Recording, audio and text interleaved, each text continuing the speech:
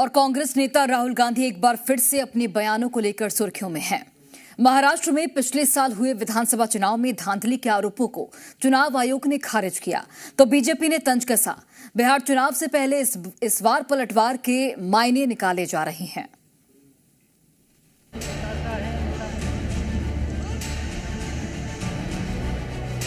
अब आप इससे इत्तेफाक तो हरगिज नहीं कर सकते। विधानसभा चुनाव इस साल बिहार में होने वाले हैं और राहुल गांधी ने बीते साल हुए महाराष्ट्र चुनाव में धांधली का आरोप लगाया है। लोकसभा में नेता विपक्ष इस बात को अच्छी तरह से समझते हैं कि चुनाव आयोग या बीजेपी को घेरने या इसी बहाने जनता का ध्यान खींचने से इससे मुफीद मौका कोई और नहीं हो सकता। राहुल गांधी ने चुनाव आयोग को लेकर पहली बार सवाल नहीं उठाए हैं। उनकी बात बाद में, पहले महाराष्ट्र के देवेंद्र फडणवीस को सुनिए। किसी शायराना अंदाज में कांग्रेस पार्टी की ओर से लगाए गए एक गंभीर आरोप को हवा में उड़ा दिया। राहुल जी को इतना ही कहना चाहूंगा कि ताउम्र राहुल जी आप यही गलती करते रहे, धूल चेहरे पर थी और आईना पूछते रहे। राहुल गांधी को जवाब देने वाले देवेंद्र फडणवीस अकेले नहीं हैं। उनसे पहले चुनाव आयोग ने उनके बयान पर ऐतराज जाहिर किया। चुनाव आयोग ने कहा कि मतदाताओं द्वारा किसी भी प्रतिकूल फैसले के बाद मैच फिक्सिंग का आरोप लगाकर चुनाव आयोग को बदनाम करने की कोशिश करना पूरी तरह से बेतुका है। दरअसल राहुल गांधी ने महाराष्ट्र विधानसभा चुनाव को सीधे सीधे मैच फिक्सिंग करार दे दिया।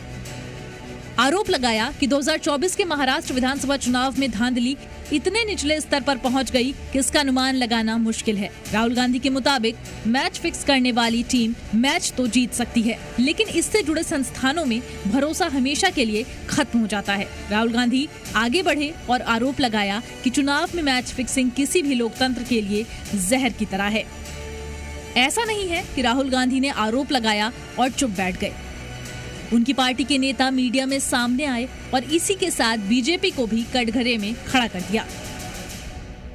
ये छुपाने का काम किया और ये फुटेजेस हमको नहीं दिए, जो हमारा अधिकार था। इसका मतलब ही है कि बीजेपी और चुनाव आयोग का मैच फिक्सिंग है और महाराष्ट्र में लोकतांत्रिक व्यवस्था का मर्डर करने का काम ये बीजेपी और चुनाव आयोग ने किया है। ये सवाल हम बार बार करेंगे।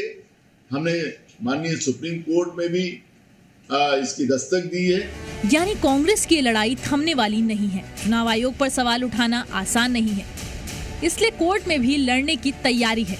महाराष्ट्र चुनाव पीछे छूट चुका है, लेकिन अब बारी बिहार की है। एक तरफ बीजेपी गठबंधन है, तो दूसरी तरफ विपक्ष के मजबूत नेता तेजस्वी यादव की अगुवाई वाला गठबंधन है। यानी रणनीति सटीक हो तो महाराष्ट्र का बदला बिहार में लिया जा सकता है।